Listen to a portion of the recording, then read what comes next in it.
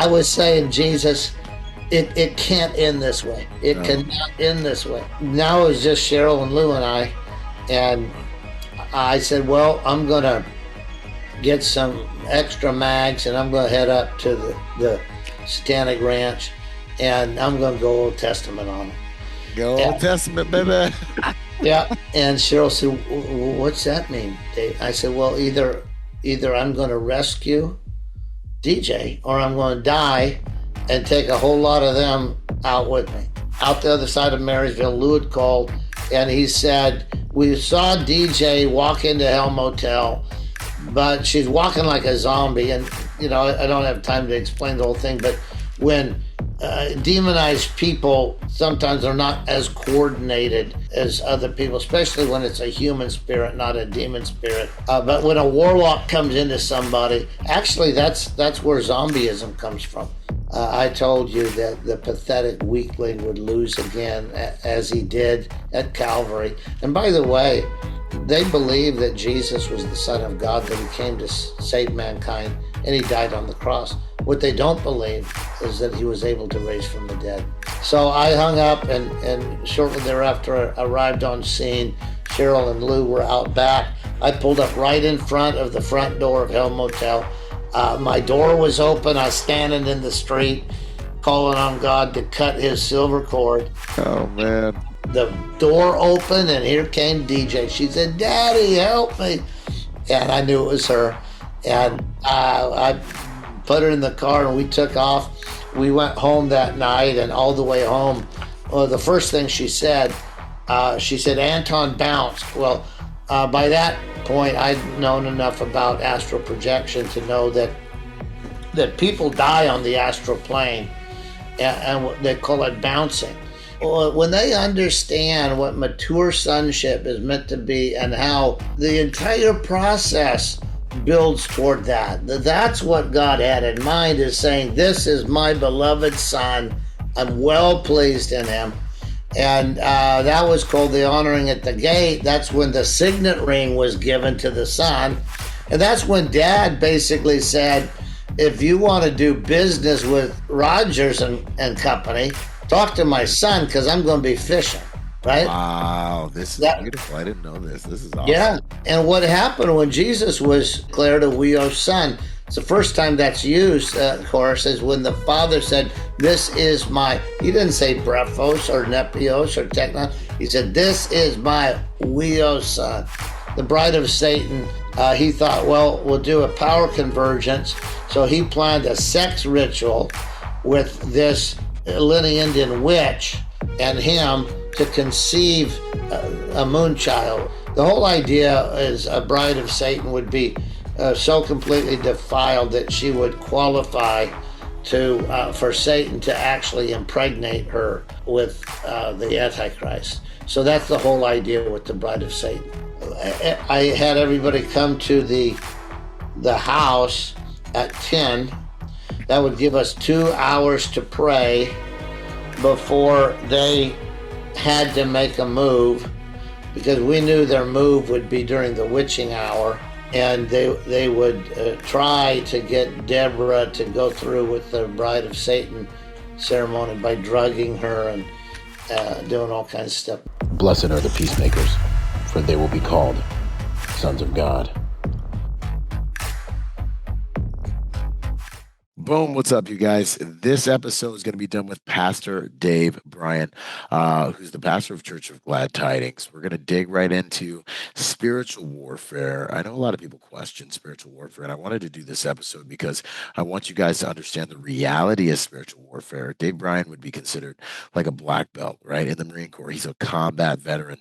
He has overcome and been entrenched in some thick spiritual warfare and a legendary bout between Anton LaVey, who was the founder of the Luciferian Church in the United States. They went head to head, and by the grace of God, of course, God wins in the end of it. And ultimately, this cost Anton LaVey his life. And so this story is really a story of how the spirit realm and the physical realm interlock, and the battle that takes place in people's lives that actually is impacting your life right now, whether you realize it or not. We are at war.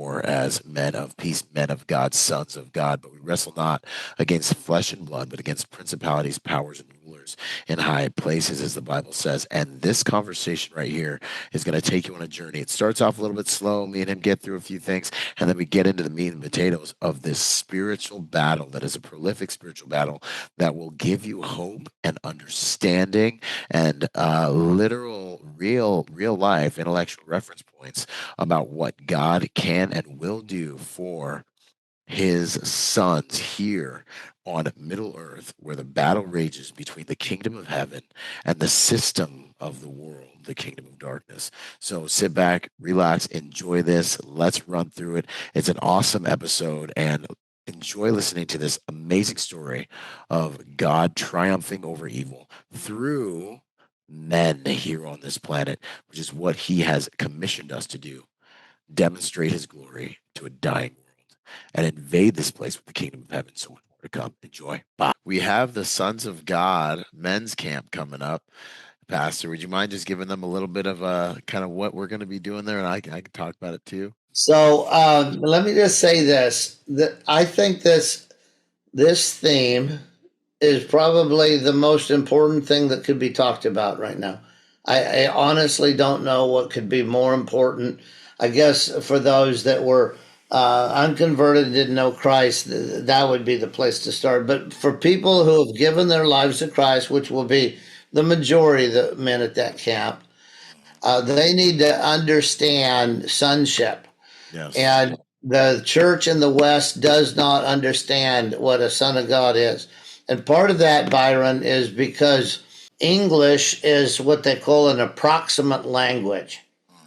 And what that means is that in English, you multi-use words. A babe, it could be your girlfriend, it could be a actual child.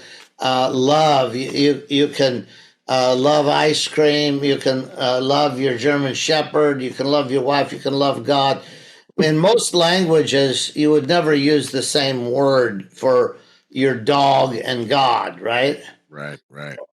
And so, in, like, for instance, in Greek, there's agape love. That's exclusive love for God. There's phileo. That's love for your friend. And there's romantic love with your wife. There's all kinds of, but they're different words is the point. Eros is the matrimonial type love. But when it comes to sons of God, we just, everything is a child of God, and so we're born again, and we're born into the family of God. We're sons of God. But in the Greek word, actually, the Greek language, we're brephos. That's a son or a child that's in the womb or on the breast. That's an infant.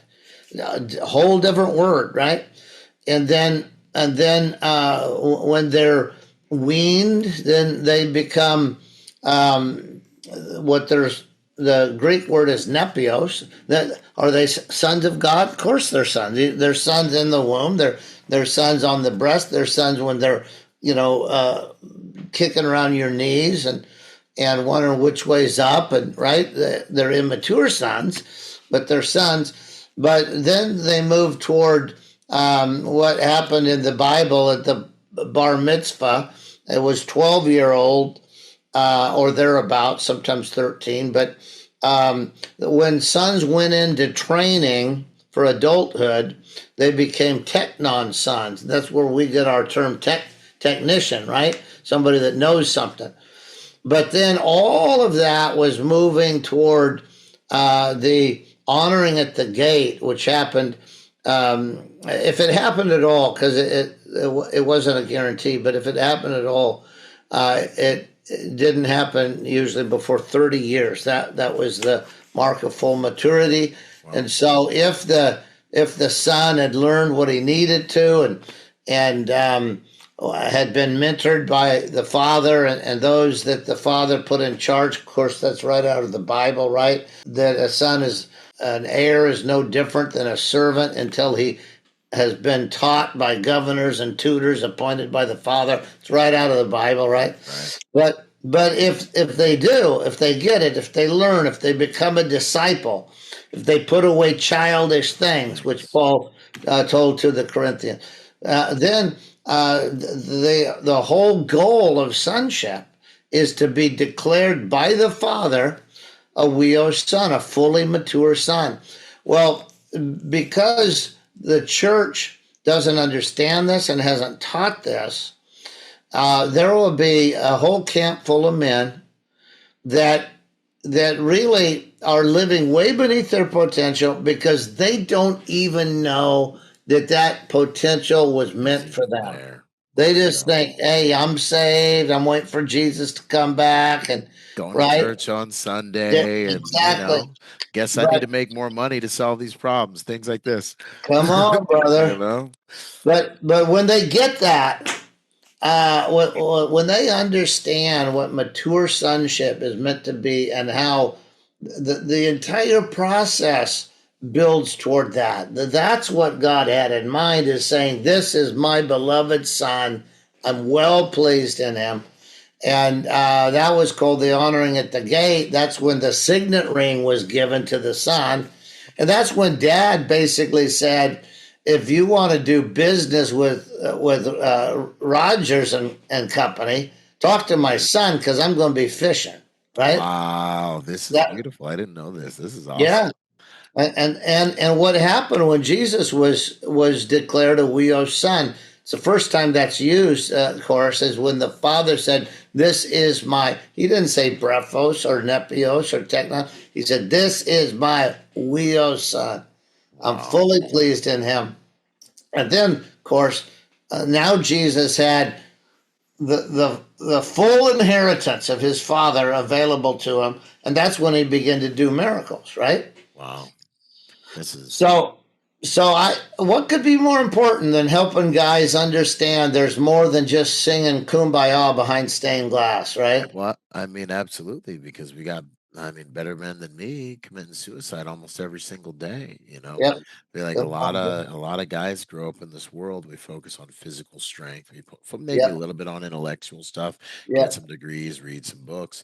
But men don't focus on spiritual maturity. They don't Right. know who they are because they don't know whose they are, and they Right. walk in no authority. So dudes are getting throttled. Spiritual attacks are come Brother. running through their vineyards, and Yep. they're trying to fight them with like the wrong tools, if they're even trying to fight these days. Come on, And so Byron. we're all about gearing the boys up, letting them know whose they are, so they know Wow. who they are. You get your identity, your last name from your father, your Yep. authority, gentlemen, Yep. and we're going to teach you how to walk in that. And the kingdom of hell will not prevail against what we're about to do during this. That's going to be a good camp, brother. God's good. I can't wait. I can't wait. Boom! I want to invite you guys to the Man of Peace protocols and implementation groups. So if you've been watching the podcast and you're like, "Yo, this is pretty cool. I'm really liking the vibe, all the things," we have underneath the show, in the show notes, hit the link, and we have implementation groups. We meet monthly. We are a fellowship, the Man of Peace Fellowship. We have live events. We have all kinds of things.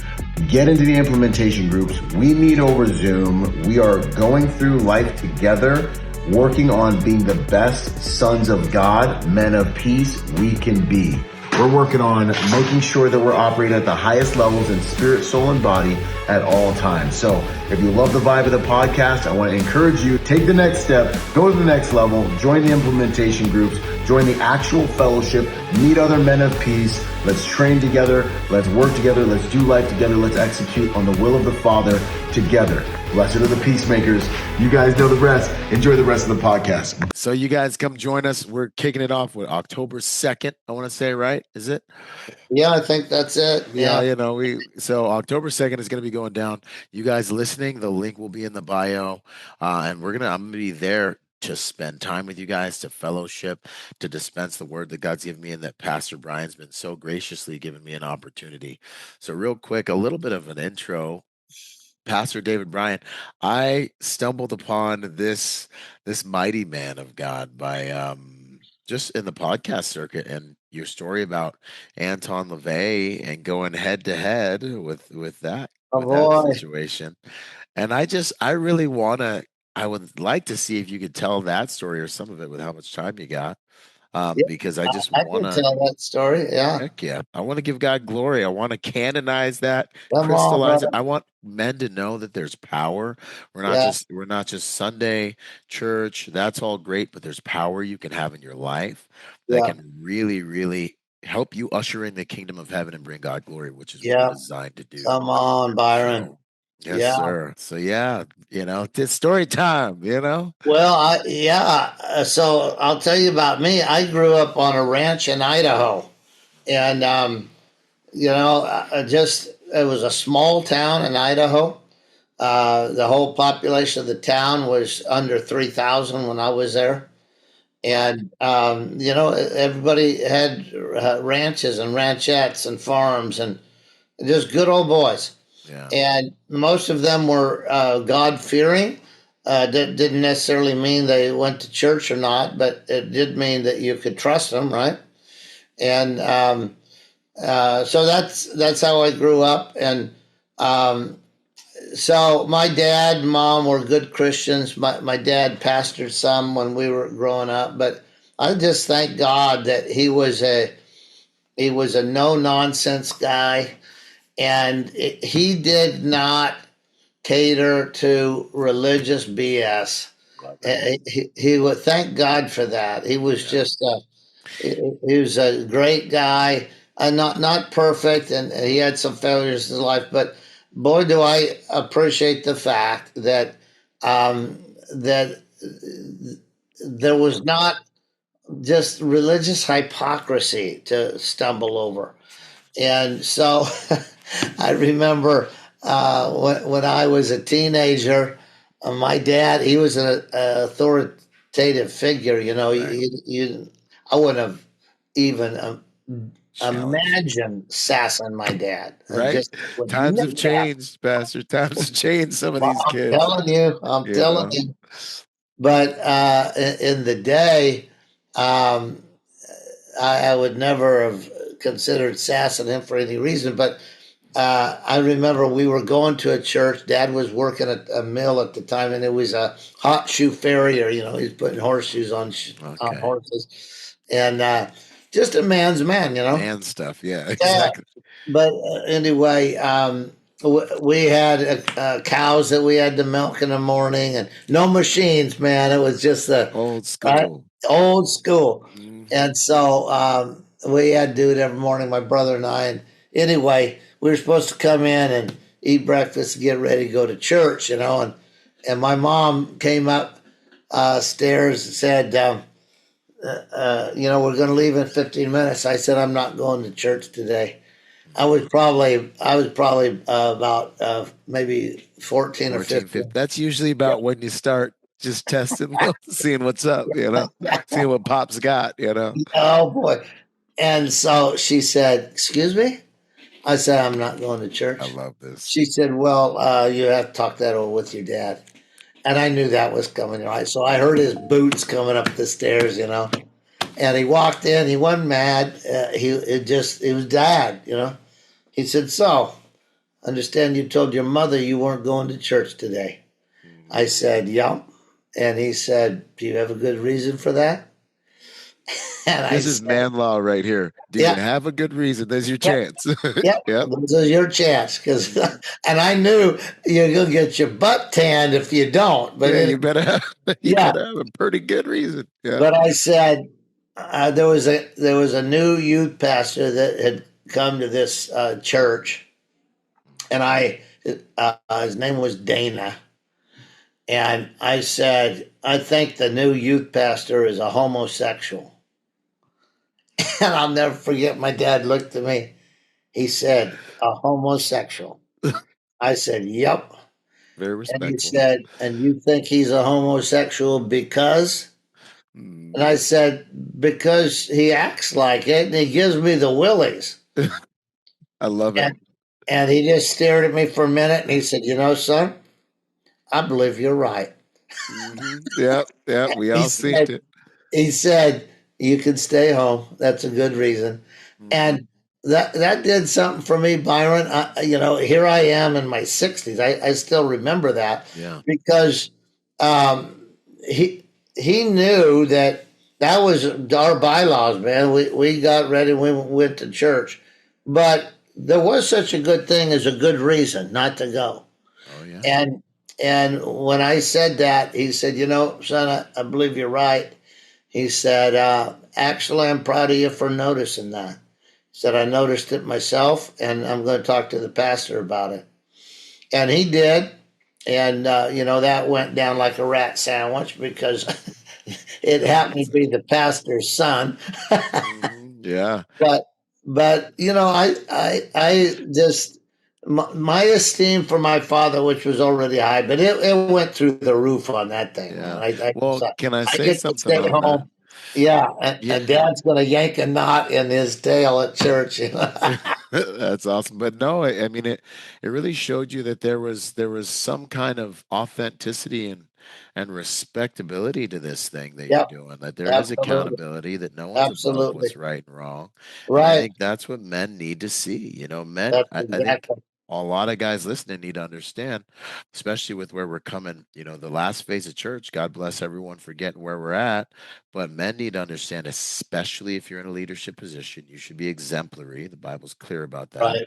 But men are sizing you up and they're Yep, deciding. The amount of conversations I've right. had with first responders, military dudes, SF dudes, or just all around manly men that are like, I wouldn't follow this guy into a dang chicken sandwich, but I wouldn't follow this guy into anything, let Right, alone follow him into like faith and have him right, lead me. He's not fit to lead me. right. So, Yeah, and it's righteous. It's based on results in a lot of cases. Not to say that you can't absolutely, learn something from anyone, but absolutely. when someone's out of alignment, they're out of alignment. So Right, masculinity is very much about that. When I walk into a platoon, I'm running a security team around the world. Everyone on that team is sizing me up as they should be. yeah. Am I a righteous leader? Have I respected myself physically? When I open my mouth, do I have something of value to say? Do I seem like a guy they can trust as a leader? Come These are on. things men need to know. So I Yeah, I, I love that your dad was like, you know what? yeah, yeah. That's a good That's standard. right. So anyway, I learned from him that he had high regard for God, but understood the frailty of humanity and the likely corruption of systems. Yeah. Systems are not, um, they are likely to be corrupted. Right. Especially as they gain more power, like the Yep, the probability of corruption starts to go up. it I goes. I heard someone say something amazing that last week changed my life. She said, with more power, the more power God gives you, so should your consecration increase. With the more power God gives you, the more your Yeah, consecration should increase yeah, with that. I was yeah, like, wow, this yeah, is kind of yeah. mature. That is, yeah.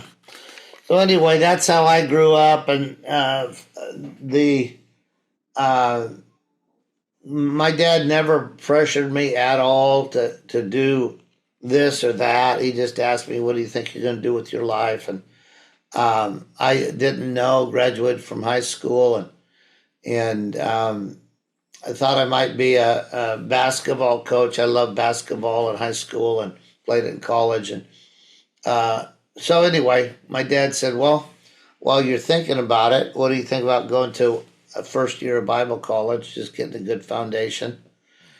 I thought that's a good idea. So anyway, I still didn't know what to do after the second year, and they had a 2 year program, so I went ahead and completed that. And then they had a 2 year leadership program, and I still wasn't sure what to do. So my point is, I kind of defaulted my way through 4 years of Bible college, and so anyway, I wound up thinking, "No, now I got a bachelor's of theology. I don't know what I'm going to use that for, but you know, it was a good 4 years. I learned some stuff, and so anyway, It's like uh, it was like my, just the beginning. It was yeah, like layer one kind of. yeah, yeah, and this is what happened to me, Byron, and what brought me into what happened to us in 1997, and now we're known worldwide for spiritual warfare and deliverance. Yes. Just on a side note, I just today I got a email from a game maker that said we're making a game for a Christian audience Get based out of on here. fighting demons. Would you be willing to advise us? Come on. That's so cool. That's outstanding. Let's Yeah. go. But anyway, um, Good. so I, you know, during this time, I really had uh, carefully looked into the things that I didn't understand, and I didn't think people that I was listening to had a good explanation for. So, for instance, why does church history get so doggone boring after the book of Acts? Right? The book of Acts is pretty exciting, Pretty right? awesome. We And got then like, shadows healing people, and then yeah, right. yeah. And so that was my quest. Is I say it this way to close the gap between what I said I believed and what I was experiencing. And Yes. so, anyway, Huge. I won't bore you with the whole thing, but I was in a quest for that, and one thing led to another. My dad started a church in Washington, and after I graduated from Bible college, he asked me to come be a part of that and help him start a Bible college. And so I did that just, to honor my dad. And I didn't know what else to do really at the time. But that started a quest for me. And it was during those days that I was teaching. I was teaching the Book of Acts, and I was teaching the life of Christ. Both those are filled with supernatural experiences. And so, anyway, that just deepened in me this desire to shuck it down to the cob and figure out what was real and what wasn't. And if we weren't living in, if we were a few fries short of a full meal deal, what did we have to do to up the ante and get to where we ought to be? So that was my quest. And anyway, so that led, it was a long story, but I was a troubleshooter for a group called MFI, Ministers Fellowship International. Even though I was young, I would go and talk to people about local churches and what was and wasn't working. And anyway, that led me down here. I actually was tired of doing that, tired of hearing about dysfunctional religious systems. Had a wonderful faith in God that had been with me since I was 5 years old. My father led me to Christ. It was a real experience for me. So thank God for that. But what I didn't have a great experience with was with the great American religious enterprise. Mm-hmm. And I mean, hey, I've been on the inside of it, and I'd say it's probably the hardest thing for my faith yeah, was, I was protecting one of the top evangelical ministers in the world for about 7 years. And I know God put me there for a reason. And we do a lot of protection of house yeah, of worship and God's, men of God. And for me, it yeah, was probably one of the most trying things was, yeah, different church. We had 80 different countries, seen the inside of thousands of churches, seen the business aspect of it. And I was like, Father, yeah, and this is for exactly. someone who might have church hurt. I was like, Father, if these are your people, I don't want nothing to do with it. I'm straight out of the Marine Corps. So I respect real people, like Good people. and God stopped me and said, "Don't ever judge me based on human beings again." He's like, "You Come have a on. relationship with me. I've been with you all these years." Like these are the fill in the things that happen after he says like two words to you. You're Yeah. like, I see these visions. He's like, "I've been with you your whole life, boy, and you're gonna question me because of these." And it's basically like, and if you're so good, help me with my bride. Yeah. Take your healthy behind down there Yeah. Come on, and Dave. help me with the Come on. so and I after that I stopped and I was Yeah. like, thank you, Father, Yeah. it means a lot Yeah. to me. Yeah. But it's the water's deep in there. Oh boy. So I had just about had it up to here. I had told the group MFI. I said I to the lead apostle. I said I don't want to do this anymore. It's not good for my soul. Yeah. I'm just sorting through constant dysfunction. And he said one more church, and that happened to be the church we pastored at for 39 years now. And Famous I'd never last word. pastored, but boy, I had seen a lot of what shouldn't happen in the name of God. I'd seen a ton of that. And so I agreed to come down here for the last church. And I met a guy that's still working with me, Lou Benninger. Wow. And Blessing. uh, he he had quit going to the church, you know. And so I was talking to people about, you know, who was who in the zoo and why different people had quit. And somebody said, Lou Benninger left and he stole $3 million from the church. And I said, what? And Right. it was a church of 70 people. And oh yeah, he stole $3 million. And this guy that was telling me was an attorney. Yeah. And I said, well, is he in jail?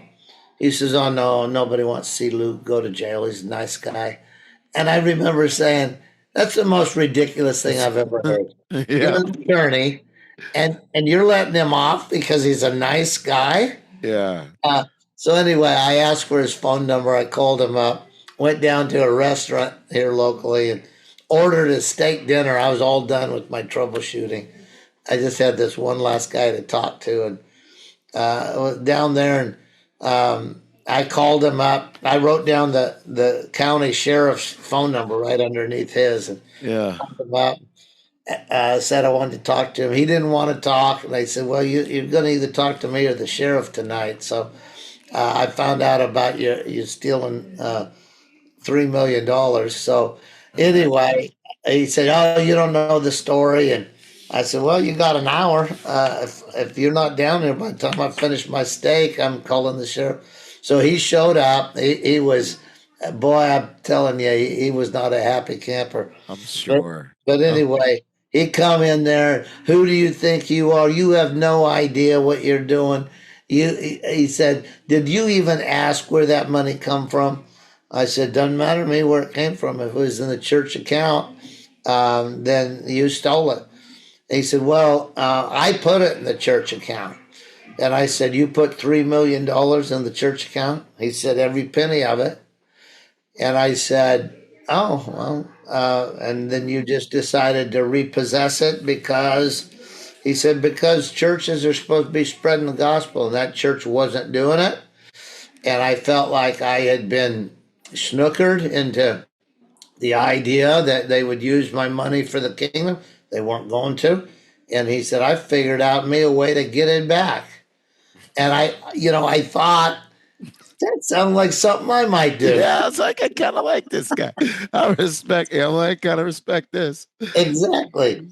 And I said, well, I totally understand your thinking, but I said, did it ever dawn on you in California, you'd go to prison for that? And he looked me right in the eye and said, yeah, it did. Did it That's ever dawn straight on up a straight shooter. yeah. He said, did it ever dawn on you there are things worth going to prison over? I thought, I love this guy. My man. My man.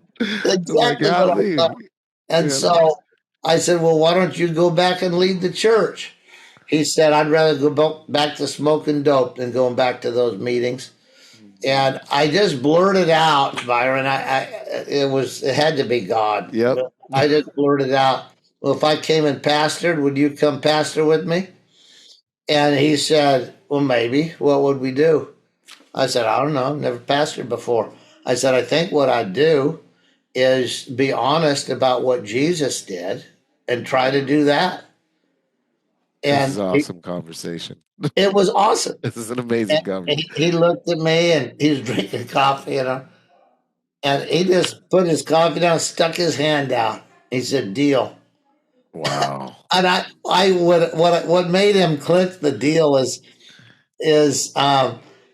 he says, you think it'll work? And I said, yeah, I do think it'll work. If we do what Jesus told us to do, I think it'll work. And if it doesn't, I'll go smoke dope with you. With you, yeah.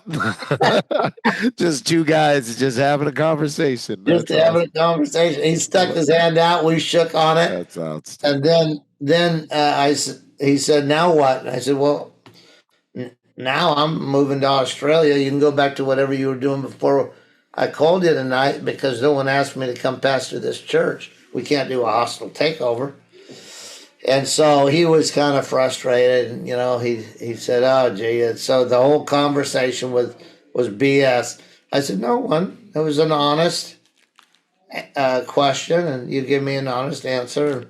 But it would have to absolutely be God for me to somehow become pastor of this church. Right.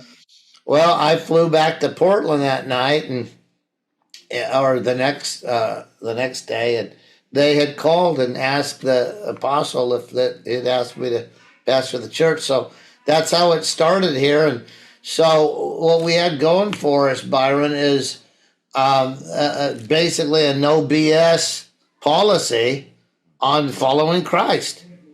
We weren't going to do vain religions handed down from our fathers. We weren't going to do the bells and smells and incense and nonsense. It was just like, what did Jesus do? What did he ask us to do? We're going to try to do that.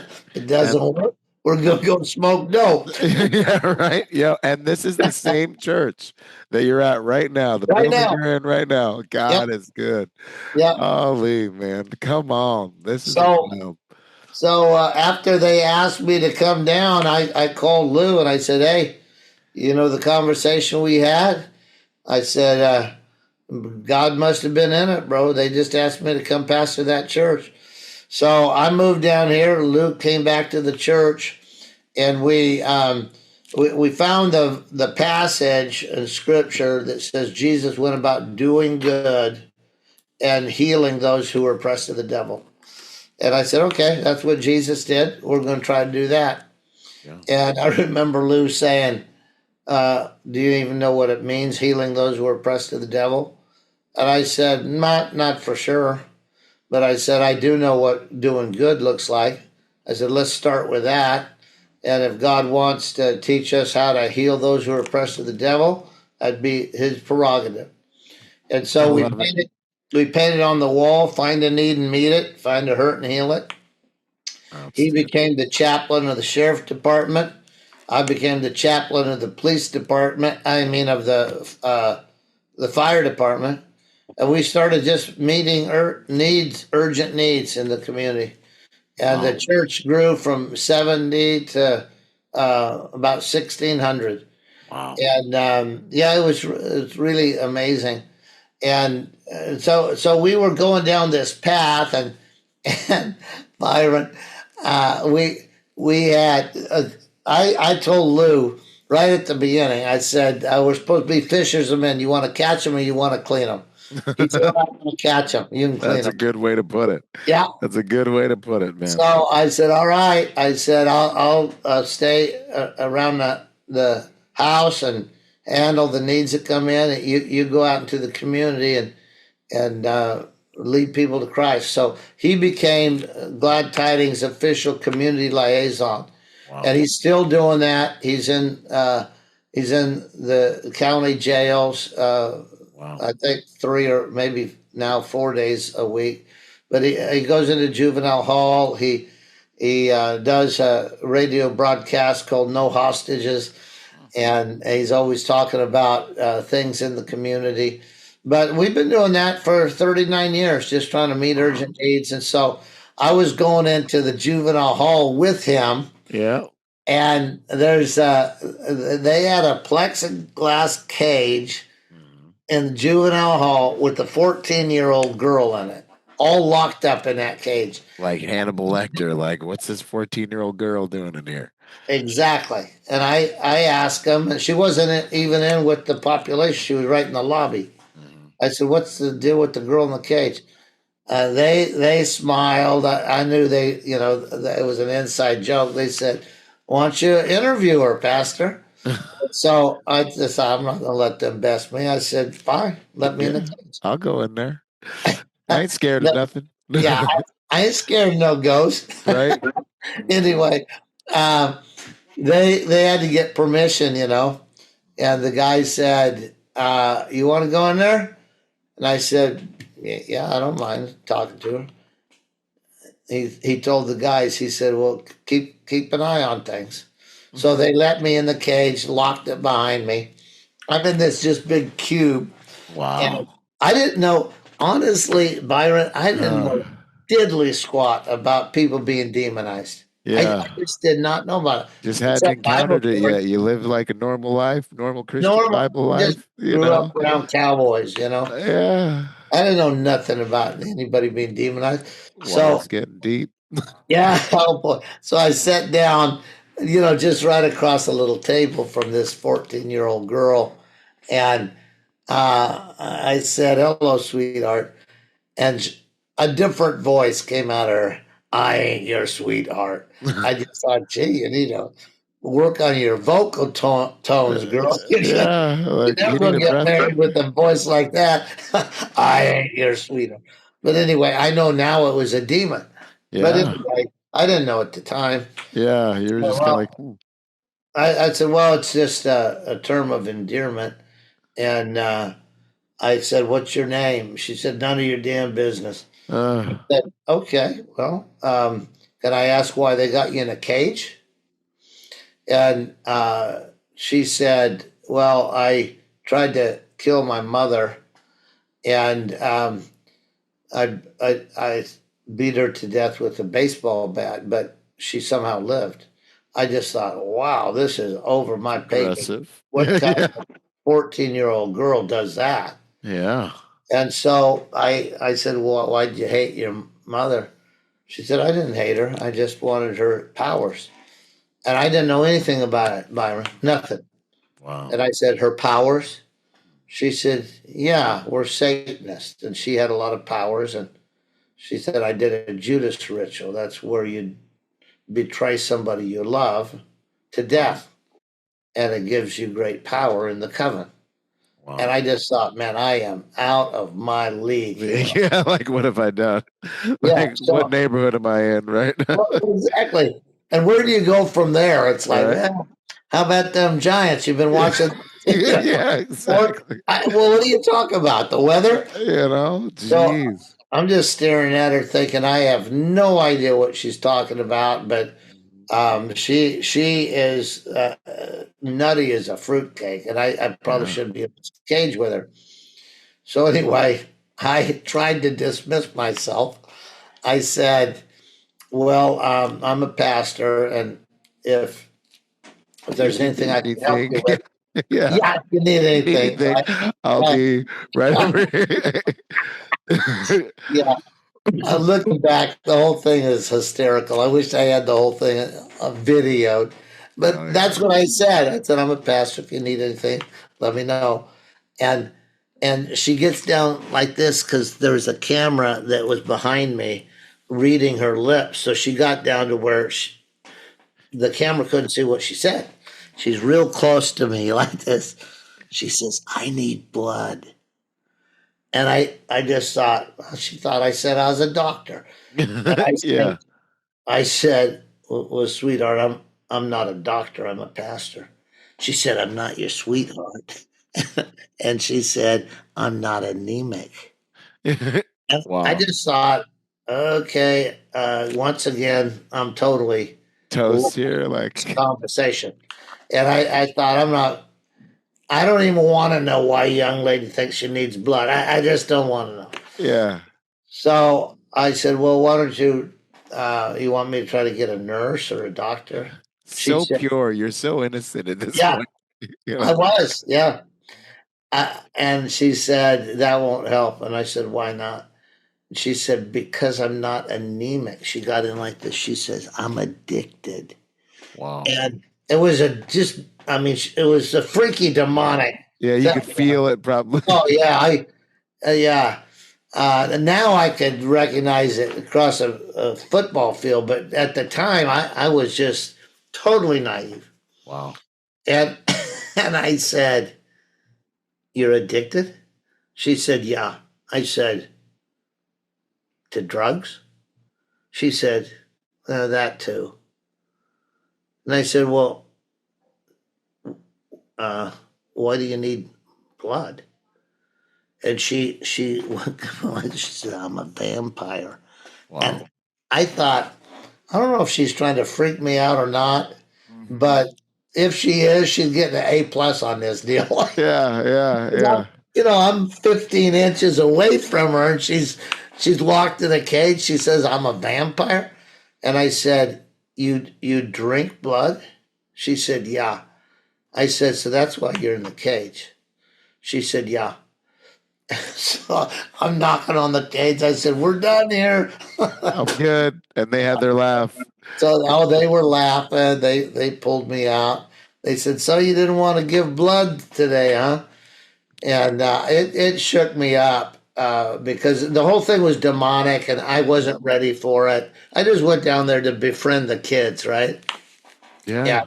and I got thrown in the deep end. So they were ready to take me into general population. I said, "You know what? I think I'm done for the day." They were laughing. They thought it was great. Mhm. But anyway, Like, I'm gonna I go got have a sandwich, yeah, like right, process this. right. So I went home, and I remember telling my wife, which you'll love Cheryl when you meet her. She's just a woman Outstanding. of God. Um, but anyway, she's the most compassionate human being I've ever met. Wow. And so I was feeling like uh, I just got my meter pegged, right? And I was Yeah. thrown in a cage with a vampire. I didn't even know if that was a real thing. But the COs told me if she was attacking people, that's why we had to put her in a cage. And so I told Cheryl the story. I said they put me in a cage with a 14-year-old girl. It's a vampire addicted to blood, and scared the bejeebers out of me. And Cheryl said, "Oh, poor thing." And I thought, "Thank you very much. Maybe you can get me a cup of cocoa." Yeah. But anyway, I said, "Oh, I'm going to be okay." She said, "Oh, I wasn't talking about you. I was talking about her." And Of I course. said, "Poor thing to the vampire?" Yeah. She said, "Yeah. Can you imagine what kind of life you have to live to be addicted to human blood when you're 14?"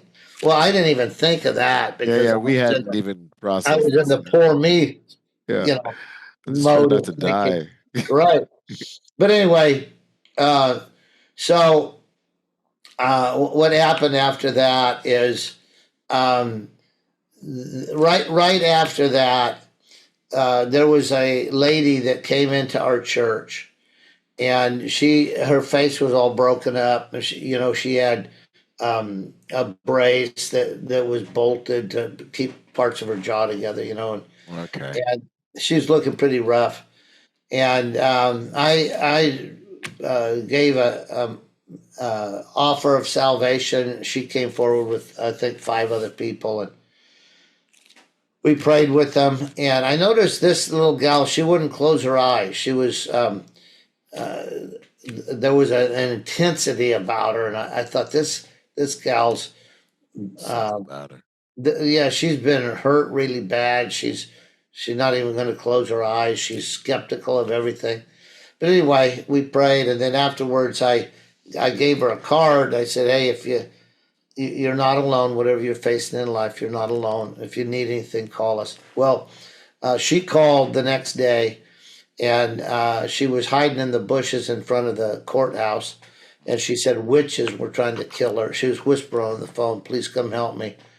And so we went and picked her up, and she come running out of the bushes, and the whole thing was surreal. Wow. Yeah. We said, "Where should we take you?" And she said, "It doesn't matter. I don't have any place to go. The witches found where I was living, and I can't go back there." And so, again, I was a farm boy from Idaho. So, like, witches? Like no context. So you I got had no kicked over the contact. hornet's nest, basically. So your Exactly. church is growing. You're starting to have an impact in the Yep. spiritual atmosphere. Yep. And now you're starting to bump into the kind of the big smelly principalities in the area, essentially. Exactly. And you're starting to catch And chatter. we were doing, Byron, we were moving to the next phrase. The first phrase was go about doing good. And we had done that. Yep. And I'd done seminars all over America already on serving your city through we called it servant evangelism, just meeting needs. But the next verse is healing those who are oppressed of the devil. Wow. And when I told Cheryl, the situation with this gal that was in this plexiglass cage, I said, this is not my my cup of tea. I said, I can help single moms. I can help orphans. I don't want to do vampires. And she said, Dave, we agreed that we would go about doing good and healing those who are oppressed of the devil. And you said, if God wants us to do that, he'll have to teach us how. Now he put you in a cage with a 14-year-old vampire. Yep. He's wanting us to learn how to help him. And my wife's that way. She's really precious. She's really sweet. But, boy, she's a tiger. Yeah. And so anyway, that all had happened. And now this gal's talking to us about witches. Cheryl, of course, says, why don't you come home and live with us? We had no idea who it was. She was going by Ramona Jarnigan at the time. But her birth name was Ray LeVay. And when she came into our home, brother, I'm telling you, the night she came in at the witching hour, which is from 2 to 3 a.m., at 2 o'clock exactly, bam, just like the horror movies, you hear lights start flickering and dinging, and it was on. Wow. And so anyway, she was telling us that she had dabbled in witchcraft. I knew that wasn't right. I told Cheryl she's not being honest with us. This is not dabbling. I mean, all kinds of bizarre things are happening, and pictures are falling off the walls, and poltergeist stuff. I said, don't tell me this is dabbling. That ain't dabbling. But anyway, boy, did we learn a lot in a hurry. And we were just resolved enough to say, if I perish, I perish, but this is what God put on our plate. And we're going to do our very best and trust God. It was just that simple. That was the only way. Was this before or after the guy? I remember you saying a guy showed up and he was like, I think it was like, I'm a prophet. You got to read this book. And he's like, you're going to be face to face with the devil in by next week. Exactly. So that was the week before DJ came into the church. Wow. And that was Jack Sisler. And boy, he was a prophet, man. He nailed it to the day. Wow. He said, a week, you got 1 week. You're going to be face to face with the devil. And so anyway, now we were face to face with the devil. And that really helped, Byron, because, we knew that God knew about this, right? He brought a prophet all the way from Borneo to tell us. So God was in on this deal. And so, and we knew it was in his word. And we just thought, well, I didn't even know anybody that cast out demons except Jack, who, he just came and went back onto the mission field. But none of the people I hobnobbed with ever even talked about it. Wow. And by the way, when I called them, they said, you need to get her out of your house. That's dangerous, right? And isn't that sad, Byron? I mean, this desperate woman that was looking for help, and spirit-filled Christians were saying, get her out of your house. She's dangerous. But anyway. And I would think that'd be most of their responses. I mean, the church is so, and this is something, I've done some podcasts and some stuff with folks overseas, and it's like in Africa, this is not weird. And I just got back from Haiti last year. It's not weird. Even growing up in the Bahamas, bush medicine and black magic and voodoo, that's just part of culture. So someone breaks a leg in one of these countries, it's either Jesus is going to heal them or they're going to go to the voodoo doctor. Right. And so here we're just fat and happy and sassy. Right. And we got our Rainforest Cafe kids, but we're so unprepared for the reality of spiritual warfare. Men don't even realize they're in spiritual warfare. Right. And so I'm not surprised. They probably nowadays they'd probably try to medicate her. They just send her to said she got schizophrenia or something. Well, she told us, she said, I quit going to churches because they always called mental health, and then they locked me down and, drugged me. And she said so, and she wouldn't have come to our church, but she ventured into a Christian rally at the Coliseum, the basketball Coliseum in Sacramento. And Benny Hinn, back in the day, Yes. called her out of the whole congregation And said, he said, you had a very terrible father, but you have a heavenly father who loves you, and he's chosen a new father for you. He's a pastor in Yuba City, California, and he'll take you into his home, and they'll treat you as their own daughter, and your story will go around the world. Is that wild? Oh yeah, that's awesome. Golly, man, God is good. Yeah, Pastor Benny. of course, that's what happened. And she, when I found out about that story, I said, because somebody from our church was sitting right behind her when she got that prophecy. Wow. And when we got her up and said, this is Ramona Jarnigan, but we've done a legal name change. Her new name is Deborah Joy Bryan, and we've done an adult adoption, and she's a part of our family.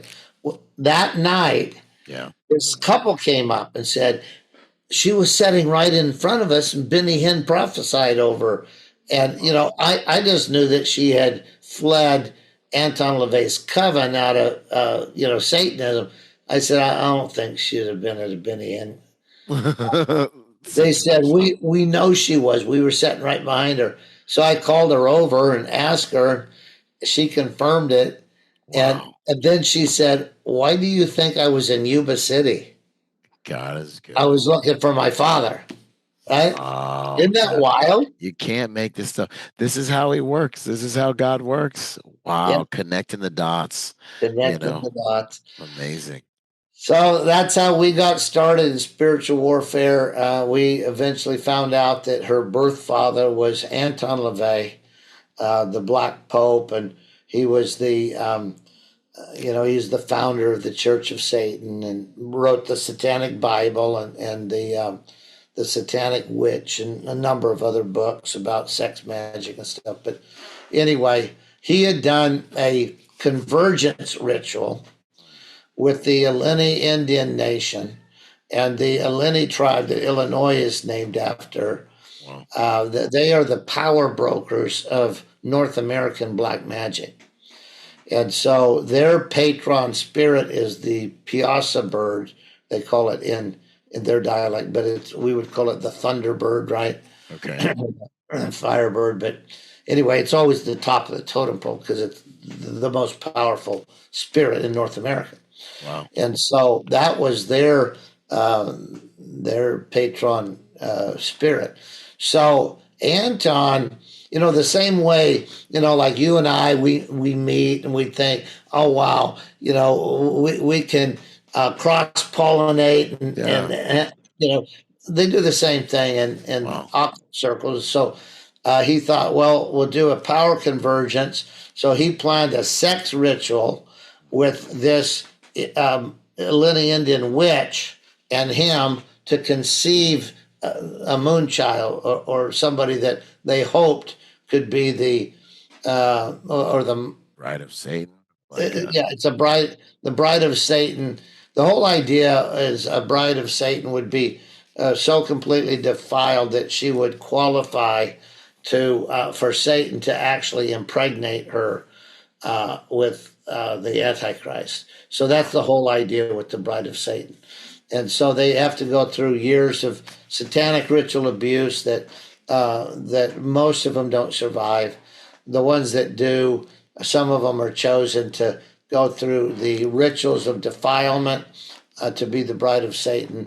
Again, most of them don't survive those rituals. But anyway, she had been through 6 out of the 7 rituals. The only one she hadn't been through was the bride of Satan ceremony, which the idea was, again, to do a sex ritual and try to conceive the seed of Satan. So it's pretty, it's about as dark and ugly as get. But God brought her out of that and into our home, and she was miraculously saved and married another man from the church here. That they're happily married, living in on the other side of the country. But we love them very much. DJ calls a couple times a month and just to see how we're doing. And the beauty of this whole thing is that prophecy is being fulfilled. So right now we have Phil Tan Productions looking at a screenplay to do the movie off the book that I wrote, The Serpent and the Savior. And he was the action producer for Batman, The Dark Knight, and some high-powered movies. So anyway, they're looking at that to make a movie out of The Serpent and the Savior. And so I'm trusting for that prophecy to be completely fulfilled, that many, many people will hear her testimony and will come to faith in Christ, because it's an amazing story of the triumph of Christ. And it's plus nothing, Byron. I mean, it'd be one thing if I had said, well, I've been an exorcist for 40 years. That's why God chose me. But I couldn't find my butt with both hands. I had no idea what I was doing. It's not his style, man. He's the least of things, the foolish things that confound the wise. Not many wise, not many mighty. Yeah, absolutely. So the end of the story, of course, when we found out who her father was, she said they're going to throw down hard against the Church of Glad Tidings. The Church of Satan will try to intimidate you, which they did. They called. We have 6 different messages that are on file with the Attorney General of the state of California, where they would call and say that they were going to kidnap and sacrifice our sons. We had 3 sons at the time. Or they were going to kill me or rape Cheryl or burn the church down. Or they just all kinds of stuff.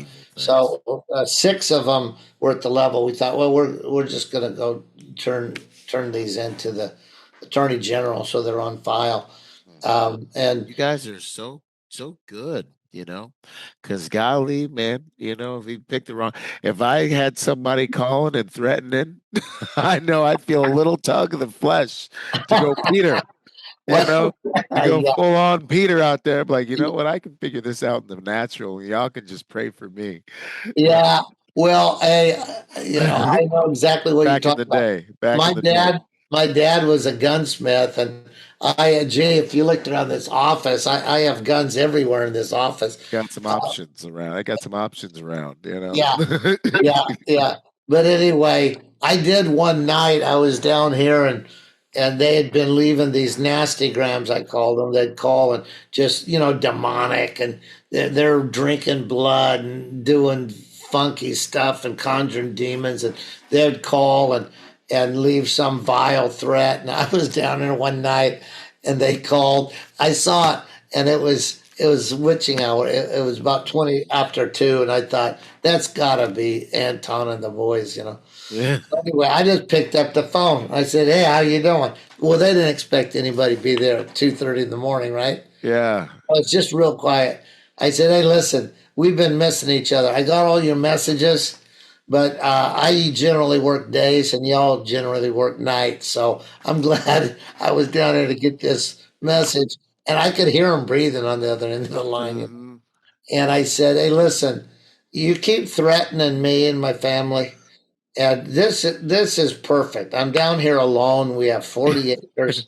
Right. I said, y'all just come on down, and we can do it naturally, because I think I can outshoot all of you. Or we can do it spiritually, because I know Christ can outgun Satan. And I said, either way, let's just throw down. I know, and I love it. I love it. We talk about the lion and the eagle. It's like, I think a son of God, in the physical, if it comes to that, and the Spirit of the Lord came upon, name them Samson, Gideon, David, any of the boys to get down, and we wrestle not against flesh and blood. We'll deploy angel armies. Calling an airstrike in a heartbeat. Exactly. So let's go. I So love it. anyway, I just like I told you, I said, I'm here alone. Just come on out. Let's see what happens. The guy said, you're totally crazy. I thought to myself, you're sacrificing kids and drinking blood, and I'm crazy. Yeah, But yeah. anyway, uh, but they never called back after that. Isn't that wild? Wow. Howard. Wow, that is wild. So when you confronted, when a strong man shows up, it changes the Yep, battlefield every yep. single time. And Absolutely. and I didn't know if they'd come down or not, but I had confidence that Ready either way. whatever happens, they're going to lose big. And so anyway, they never called back after that. For that, Anton would call from time to time just for harassment's sake and whatnot. But anyway, the threats they quit leaving the threats. We went from May to all the way to October with just this intensity of that do blood sacrifices out on our property. I'm sure they did. I'm sure they did human sacrifices, and Wow. they pour the blood into the ground, but they wouldn't leave those bodies. But they left cats and dogs. They left a llama. Came out to the church and sacrificed a llama out there one time, and Yes. they left live rattlesnakes around. But anyway, it was just funky. Yeah. And then, you defeated him on my birthday, from what I heard. Yeah. So what happened is Anton, he never would say the name Jesus. He would not say that. He would say the pathetic weakling, the pathetic weakling. And I had some fascinating conversations with him, Byron. Really? Oh yeah, Really? because he would astral project through Deborah, just the same way an evil spirit can talk through him.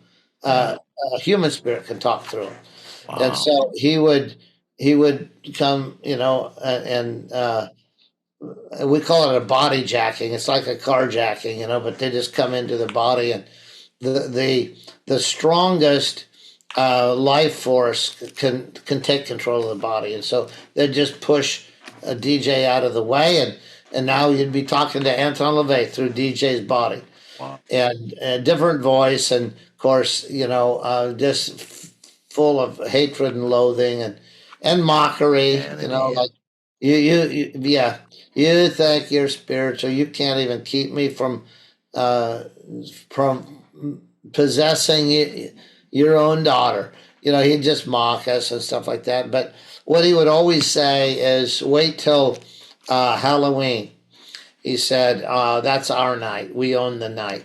And when Halloween gets here, you'll see why we serve the dread Lord of Death, which is what Halloween's all about, is Sam Hain, the dread Lord of Death, rather than the pathetic weakling. That was what he would always say. So I knew that they were planning something for Halloween. Yes. And so when Halloween Eve got here, we had a group of about 10. We had others that were involved in the church and praying, but we had a group of 10 serious intercessors that had helped us through this. And we called them all together at our house. We said, let's start praying at 10. We know that, by the way, the Church of Satan had relocated out of the Bay Area to a place called Grass Valley. It's about a 40-minute drive from here. Okay. And they had an 80-acre ranch that was wooded, and they did all their rituals and stuff out there. And really dark place up there in the foothills, still to this day. But anyway, we have an outreach church up there now. We're going to take back all the ground that was defiled up there. But anyway, Yeah. we knew they were up there. We knew they would do the ritual on the ranch. And so I had everybody come to the house at 10. That would give us 2 hours to pray. before they had to make a move, because we knew their move would be during the witching hour. And they would try to get Deborah to go through with the Bride of Satan ceremony by drugging her and doing all kinds of stuff. But anyway, so we didn't know all the details, but we did know about the rituals of defilement. We did know that they were boasting that they would do something on Halloween. And so on Halloween Eve, everybody was just about to show up at our house. It was probably about 20 after 9, maybe 9:30. And DJ came out of the house. I was at the front porch watching, strapped up with my 45s. But anyway, My man. yeah. Outstanding. But anyway, we were just keeping an eye on things. I didn't know if it'd go down in the natural realm or the spiritual, and I totally agree with you. Whatever realm it goes down in, we are to master the situation. And so, so anyway, she came, said she was going for coffee, and I said, DJ, no, you're not going for coffee. Yeah. This is Halloween Eve. I said, you need to go back up into your room and pray. And she said, oh, Dad, you worry too much. And I thought, that's odd. But, it sounded like her. It looked like her. I even hugged her. I said, you okay, kid? She said, yeah, I'm fine. But, God always helps us. You shouldn't worry so much. But she went back up to her room, and I told Cheryl about what happened. And I said, there's something not right. She said, well, did you look in her eyes? Because, the eyes are the windows to the soul, right? Yeah. I said, I did. I didn't see anything. She said, well, that doesn't sound right. So I said, well, you guard the back door and pray, and I'm going to guard the front door, and let's really pray for her, because there's something's not right. Well, I went out to the front door, sat on the porch to pray, and I heard sirens coming. And you know how it is. You can tell they're getting close. They're coming for you. Yeah. They pulled up in front of the house, 3 at one time, then another one. There were 4 squad cars there, and lights and sirens. Man, they were on a code run. The big show. And so when they came screaming up, I stood up to like, well, what's going on here? And DJ came running down the stairs and right behind me, and I reached to try to grab her. And man, they threw down on me. They all, oh man! They said, "Down on your face, spread eagle." And what do you say, Byron? I was like, you don't say anything. You just can't say anything. Down. Yeah. So I just like this, and I said, "You don't understand what's going on here." and I heard, Anton was laughing at her and calling me an MFer and you stupid, and I just said, oh, Jesus, don't let this happen. This can't be like this. It can't be like this. Father, the darkest night. Oh my gosh. I was just calling out to God, listening to him blasphemy and just, and it was bad. And so one of the officers, his wife came to our church. He had visited on, like dramas and stuff. And so I knew who he was. And he came up and he said, Pastor Dave, he said, I've been elected to tell you that you are in deep kimchi. And I said, and how's that? He said, you've been accused of 4, they're not just felonies, but they are very serious felonies. And it's, torture and rape and kidnapping and like kidnapping a minor and like just you name it kind of stuff. Oh my gosh. And so anyway, I said, Steve, that's not true. And he said, well, I hope it's not true, but we do have a living witness that says you've been raping her. You've been torturing her, and you've kidnapped her for months and won't let her go back to her father in Grass Valley. And I just thought, oh man, this is looking And ugly. it's like, who's gonna believe that she gets Exactly. possessed by Anton No way. LaVey? No way. Like, you're like, no one's gonna No believe. way. Like, You I need a miracle. This is miracle time, man. oh, This is the time right now. exactly. Because anything else, and I'm going to mental health, right? Yeah, 100%. It's all So over. so I was just like, oh Jesus. So uh, I told you Lou Benninger, the guy I came down here for, that's the community liaison. One of the ministries he started is called Intervention Program, TIP. And so anytime there's a 911 call, he gets paged. Yeah, okay. And he sends out what we call soft side support, just somebody just to be there, buy somebody coffee, to take them, across town to their grandma's, whatever. There's 911. We're there to do what the police, the ambulance, the fire department aren't going to do. Right. And so he's driving home, and he hears there's a code run to Pastor Dave Bryan's house. So he just headed over there. Well, they came to me. I was face down. Steve said, "You can get up and you can sit on the porch." But he said, "This is very, very serious. So don't move. Just sit there and behave yourself." So I'm sitting there on the porch, and I called Lou. I said, "Lou, where are you at?" He said, "I'm a block from your house. I heard what's going on." So anyway, he was there in seconds. Yeah. Well, he has a badge and everything, Good. and most of the emergency responders don't even know that he's a Not a staff cop. counselor. They don't Yeah. know. Okay, good. That's just the trauma intervention guy, right? So he comes up with his badge on and says, "What's going on?" "Oh, the pastor's in deep trouble. He's been accused of these 4 things." And so he says, "I am going to talk to him." Of course, that's his prerogative as the tip counselor. So he comes over and he said, "What are we going to do about this?" And I said, "Well, Lou, I don't have time to explain this to you, so don't ask any questions. But the spirit that is motoring DJ's body is not DJ. It's Anton LaVey. He is in her. He's possessing her and speaking through her." And Lou's like, "Whoa." He says, "Hopefully you didn't bring that up."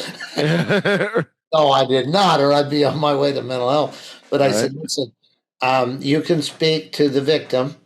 And so we had a little flip phone back at the time, but I said, try to sneak this flip phone into her coat pocket because it was October 30th, the evening of, and so it was cool, and she had a coat on, and I said, try to put this in her coat pocket, and maybe we can track her.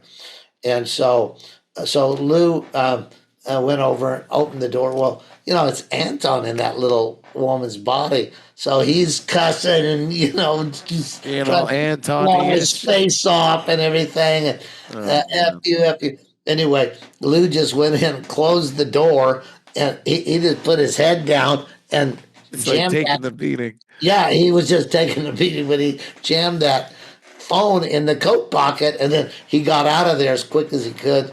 But God, God promises he'll do this, Byron, but Yeah.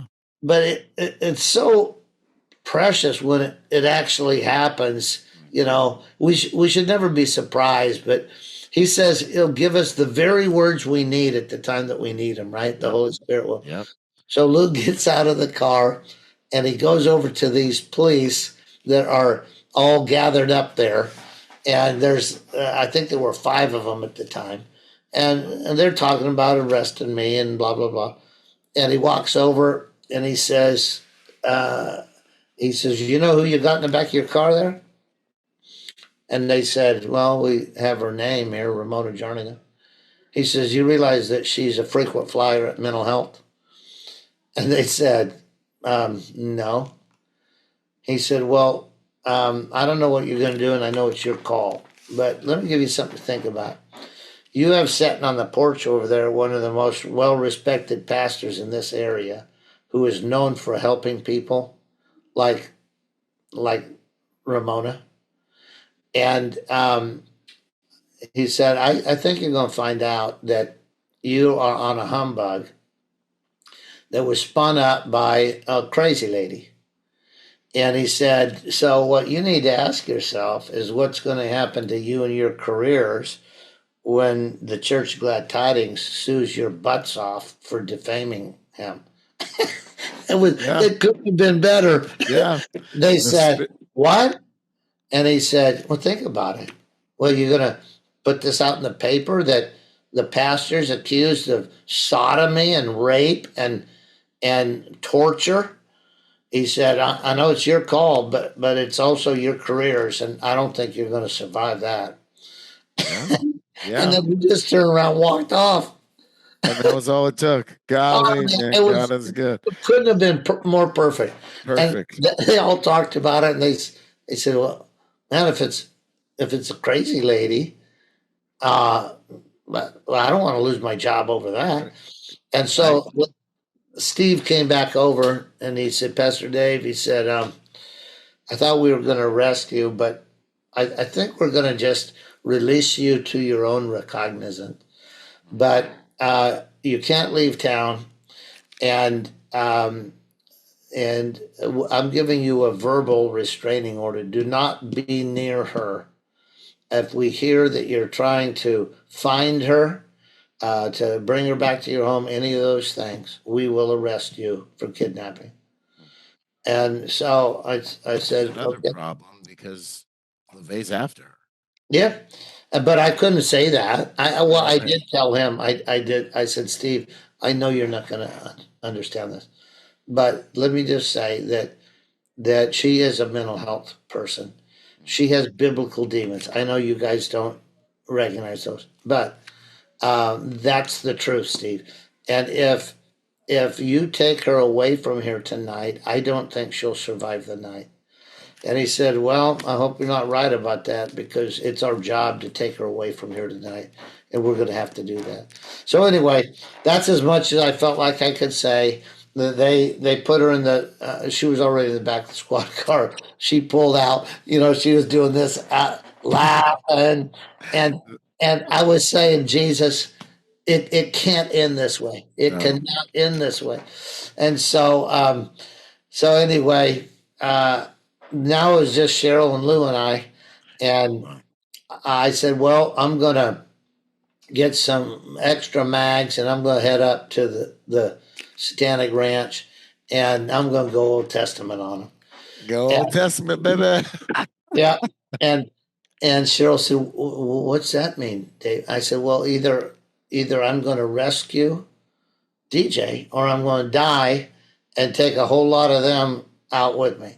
Wow, and of course, she was crying, and it was a very intense moment. Oh, I'm sure. It's one thing to hear that on a movie, but it's intense when you're actually loading up for real, yeah. Right? And so Lou said, well, I'm coming with you. I said, I don't want you to, Lou. I want you to stay with Cheryl. I said, I want you to go to Hell Motel. That's where that's where DJ was living when the witches found her. And we named it that because everybody there was demonized to the hair roots. There were warlocks and druids, and it was a really dark place. And so I said, I want you to go to Hell Motel and stage somewhere where you can see both the front and the back door, and see if you see any sign of DJ. If you do, call me as soon as you see her. And I'm headed up to Grass Valley. So I was headed out of town, and I thought, you know what, I'm going to call that cell phone. But I was a little nervous about it because they had told me, if you try to contact her, we'll bust you for kidnapping, right? Yeah, jeez. So I was praying. I thought, no, it's time. Enough time had gone by for them to debrief her and get a statement and blah, blah, blah. And God help me. But anyway, I just knew now's the time. So, one other thing is that Lou had called. I was just headed out the other side of Marysville. Lou had called, and he said, we saw DJ walk into Hell Motel, but she's walking like a zombie. And, I don't have time to explain the whole thing. But when demonized people sometimes are not as coordinated as other people, especially when it's a human spirit, not a demon spirit in them. But when a warlock comes into somebody, actually, that's where zombieism comes from. Is a warlock coming into a body, and you know how they always depict zombies as lurching, kind of being awkward, and so that's what he said. She's walking like a zombie. I thought, okay, so Anton is still motivating her, yeah. And so I instantly called that phone, and sure enough, it rang, and he said, "Well, preacher boy," he said, "aren't you clever?"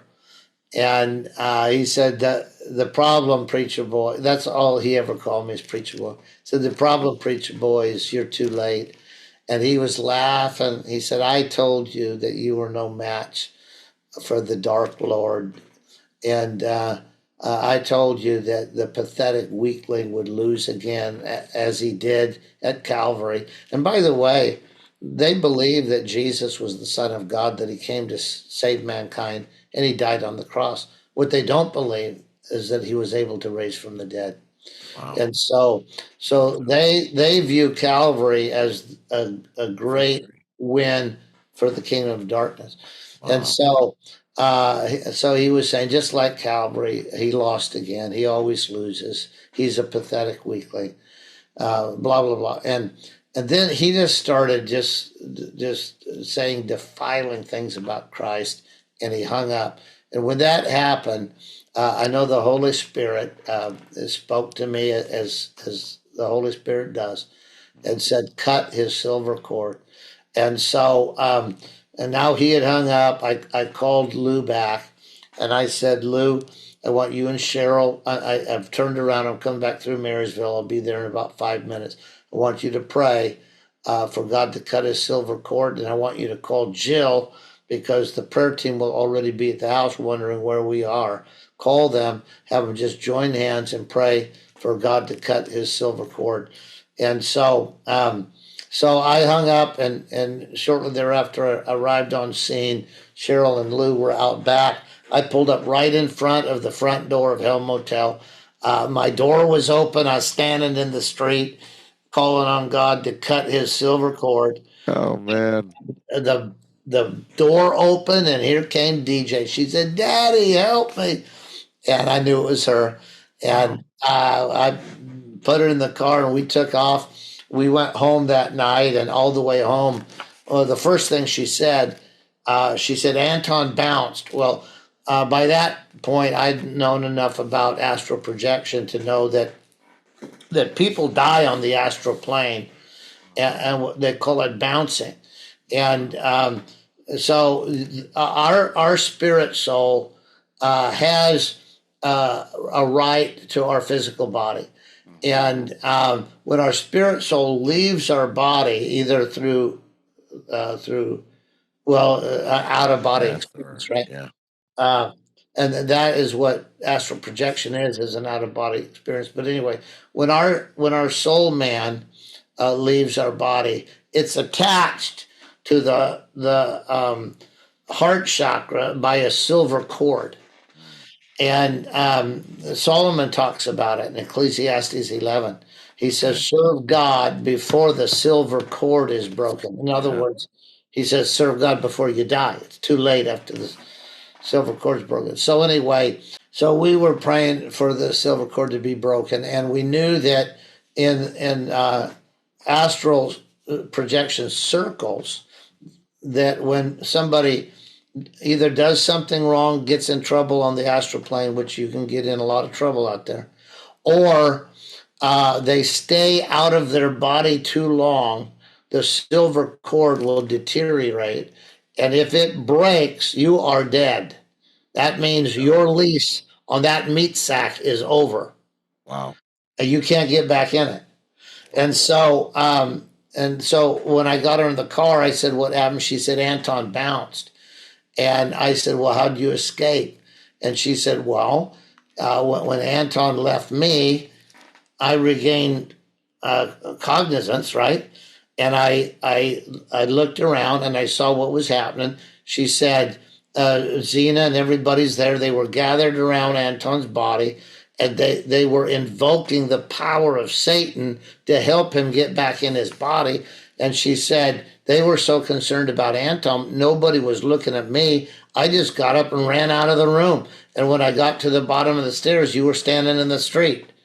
And of course, she didn't know I was out there. She was just fleeing for her life, you know. But Wow. just The God, pieces, it everything was just it's such an amazing story, bro. And wow. so I said, so that means he's dead. And she said yes.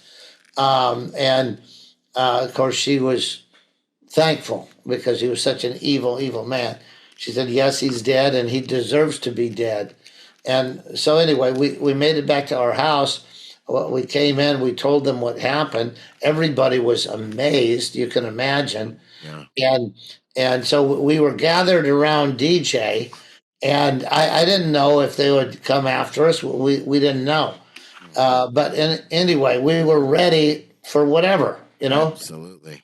So we were. I had DJ tell what had happened, and she was talking about it. And all of a sudden, her eyes turned fiery red and went serpentine, which is long ways. And we had seen a lot of funky stuff. I had never seen that except on movies. But boy, I'm telling you, it was just like bam. And I said, "Who are you, and what are you doing in DJ?"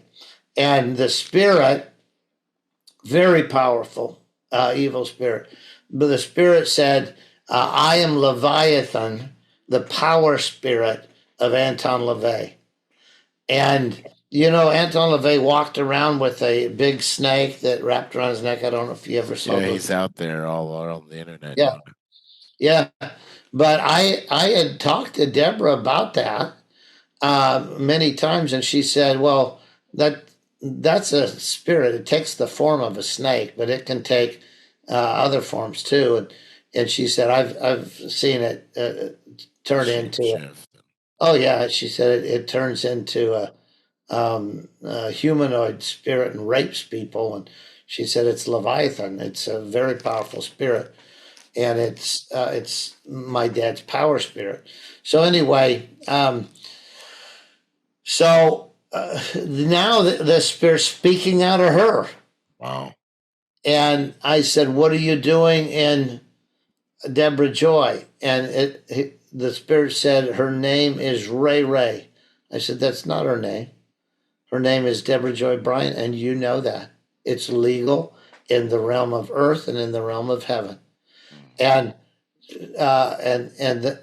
the spirit said, "I have a right to her because of her father." Yeah. And I said, "Her father is God."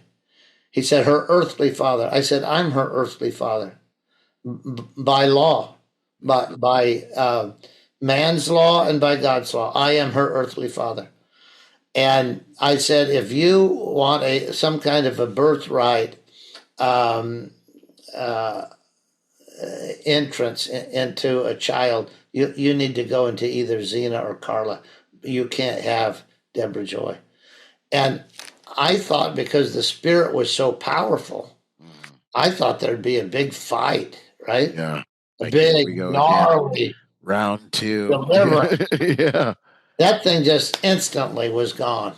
Wow. It happened so instantly. I was shocked, relieved as all get out, but Oh, I yeah. was totally shocked. Wow. And I looked around and said, "Wow, that was easy." And I know now that it was based on cosmic law. That spirit knew that exactly what I said was true. Yep. That spirit knew it had no topos, no place, no right to operate. And so it was instantly gone. And we were thanking God and worshiping God. Everybody was crying and hugging DJ. And all of a sudden, she went, we call it demonic, but it was actually the spirit of her sister. But anyway, this voice spoke out of her and said, "I hate you, I hate you, I hate you. You killed my father." and it was a female voice. Mhm. And when she said, "You killed my father," I knew it was either Carla or Zena. Right. And they were both there when it happened. Wow. And so I just asked her, I said, "Are you Carla or are you Zena?" She said, "I'm Zena and I hate you. You're a murderer." And I said, "Well, that aside, we cut your father's silver cord because he was prowling around on the astral plane where he was not welcome, which is exactly what you're doing right now." I Yeah. said, "If you don't leave her immediately, we'll cut your silver cord." And she'd just seen it happen to her father. And she Yeah. said instantly, "Don't do that, I'll go." And she was gone. And we Wow. looked at each other like, Wow. wow, it's All right. getting easier and easier. Wow. Anyone want dinner? Yeah.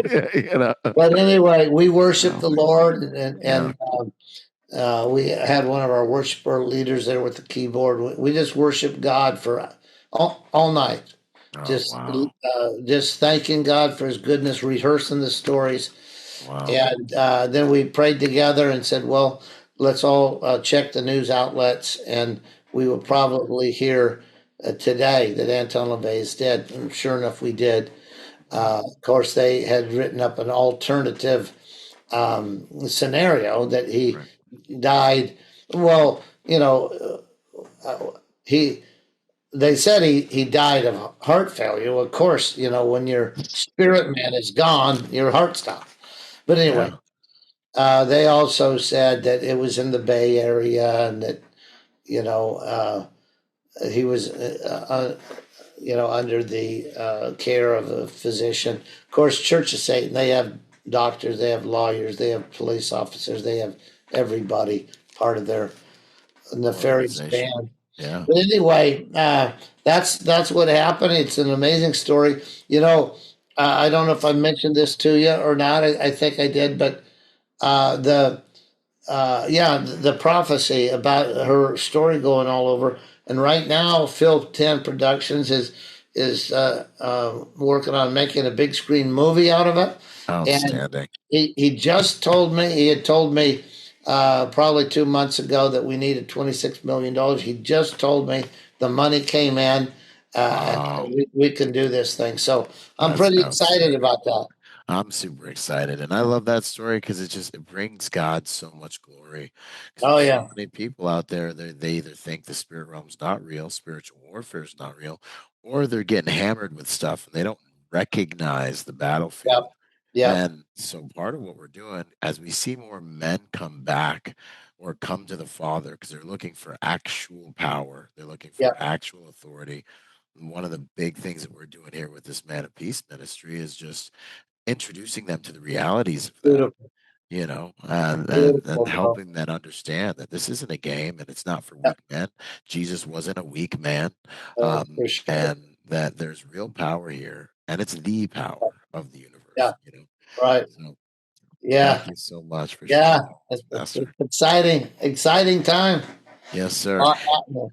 Eh, And what's happening right now, and I'm so thrilled that you're coming to do our men's camp, and Yes, so thrilled with the theme that you're following, because one of the ploys of hell has been um, to neuter the warrior spirit out of the let's hearts of go. men. A bunch Yes, of soy boys and toxic masculinity and right. blah blah blah. But God is doing a counteroffensive here, and He is restoring the spirit of the warrior. And it's Absolutely. a beautiful thing. That's what's going to lead us into the future. It's not platitudes behind stained glass. It's the spirit of the warrior. God's raising up the Jehus, the Yes, Joshuas, right? The 100%. men's men that understand the Lord is a warrior and we represent him. Yes, absolutely, Pastor. I couldn't agree more, and I'm seeing the same things. Thank you so much for this Yeah, time. And also, we're bringing a band. You guys, listen up. If you want to come down, hit up their website. But also, you guys do a spiritual warfare camp over October 31st, right? Up in the November, I last believe. week of October. Let's It's go. a ripper, baby. Yeah, I'm spending my birthday down there. We're bringing Come the crew. on, We're man. bringing the Yeah, family. We're all going to be there. So yeah, it's gonna be great. It's gonna be great. outstanding, Yeah. Pastor. Last question is, I always love to ask this. If you had 30 seconds left in your life and you wanted the world to know one thing, what would that be? Wow. What? You know, if I thought about that very long, there'd probably be a lot of things. But right now, what I want them to know is that God has been greatly misrepresented by religion. That's huge, massive, It's huge. massive. Because guys like you and I, that there's millions of warriors out there, and they're not disillusioned with Christ simply because they've never even seen him represented right. They're Yes, disillusioned with a two-bit half-horse, limp-wristed, mealy-mouthed, wussified religious system. That's what they're disillusioned with, and one that doesn't make place for them. right. Because the great American religious enterprise does not want warriors in their midst. Absolutely. But anyway, but the God's going to raise up the mighty men, And and it's time. they're going to find out what they always felt like uh, that other people hoped they would be ashamed of is something God loves. And it's Right? exactly what the world needs. Come on. Absolutely. Yeah. Yeah. A revival of toxic masculinity, which Let's was never go. toxic in the first place. Outstanding. God's going to redeem it. I love Yeah. it. That's Yeah. beautiful. That's beautiful. That'll preach, man. That'll preach. Well, Pastor, thank you so much. I won't take too much more of your time. Looking forward to spending time with you at the upcoming events. It's going to be a lot of fun. Absolutely. God is good. Thank All you. right, my friend. We'll see you soon. God talk bless you. soon. Byron. All right. God bless. Out. Boom. What's up, guys? So check it out. Podcast, all the free content, all the things are supported by Patreon. So if you're listening to any of these episodes and it's a blessing to you, it's helping you in life, we now have our Patreon platform up. It's also a really cool place where I consolidate all my content. And so you actually get to see everything because the algorithms, for whatever reason, don't always show you everything. But anyways, if you want to support the podcast, this stuff's not free. Getting these videos edited, published, paying people to do all this stuff, syndication strategy, putting it all out, it ain't free. But it's an honor to do so. And I believe it's my work and it's what God wants me to do. So if you guys want to join forces and help support that work, I want to invite you to check in the show notes, join us on Patreon. The whole give a cup of coffee. For what you pay for a cup of coffee, you can really help me out quite a bit actually getting this thing going, keeping this thing going. All right. God bless. Semper Fi. Thank you for being here. We love you guys. Boom. When it comes to the technology you use to protect your home, there's nothing better than Deep Sentinel. AI-driven, human-monitored technology that will keep you and your family safe for the same price you're paying for whatever Ring doorbell system you have. Check out Deep Sentinel. It's such an honor to join forces with these guys. They should be in every single house in the world. Get real-time Overwatch for you and your loved one. And for 10% off, depending on when you're watching this, don't forget to use code Byron at checkout. Blessed are the peacemakers, for they will be called sons of God.